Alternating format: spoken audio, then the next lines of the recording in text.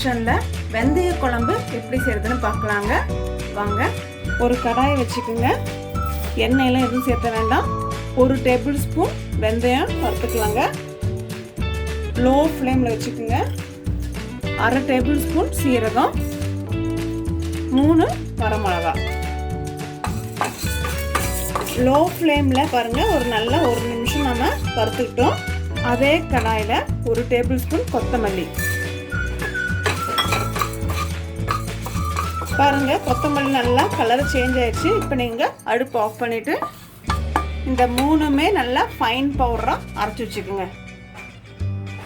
மண் கடாய் வச்சுக்கலாங்க. 4 table spoon நல்லெண்ணெய் சேர்த்துக்கலாம்.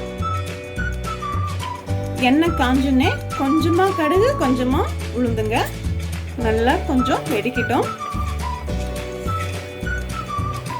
கடுகு நல்லா வெடிச்சிருச்சு. எடுத்து வச்சிருந்த சின்ன வெங்காயம் ஆட் பண்ணிக்கலாம். 15 நம்பர்ஸ். கொஞ்சமா கறிவேப்பிலை, 10 பல்லு பூண்டு, ஒரு பெரிய தக்காளி கட் பண்ணி வச்சுக்கோங்க, ஆட் பண்ணிக்கலாம். பெருங்காயத்தூள் 1/4 டேபிள் ஸ்பூன், உப்பு 1 டேபிள் ஸ்பூன், மஞ்சத்தூள் 1/2 டேபிள் ஸ்பூன், கொத்தமல்லி தழை கொஞ்சமா. இது நல்லா மீடியம் ஃப்ளேமில் வச்சு ஒரு 2 மினிட்ஸ் நல்லா வதக்கிக்கலாங்க. 2 நிமிஷம் ஆயிடுச்சுங்க. பாருங்க, தக்காளி எல்லாம் நல்லா ஸ்மாஷ் ஆயிடுச்சு. வீட்டில் அரைச்ச மிளகாத்தூள் 2 டேபிள் ஸ்பூன், நாம் வறுத்து அரைச்ச வெந்தய பொடி, நெல்லிக்காய் சைஸு புளி எடுத்து ஒரு 1/2 அன் ஹவர் ஊற வச்சுட்டு நான் அந்த புளி தண்ணி எடுத்துருக்கேங்க, ஆட் பண்ணிக்கலாம். ஒரு 100 ml தண்ணி நல்லா மிக்ஸ் பண்ணிக்கோங்க.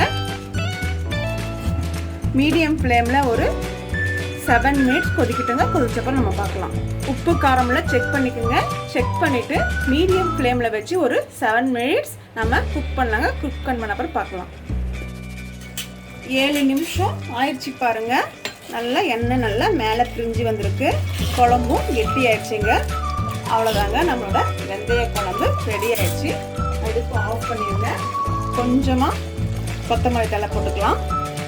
நம்மளோட வெந்தய குழம்பு சூப்பராக ரெடி ஆயிடுச்சுங்க. ஃப்ரெண்ட்ஸ் பாருங்க, நம்மளோட வெந்தய குழம்பு ரெடி ஆயிடுச்சுங்க. வாங்க சாப்பிடலாம்.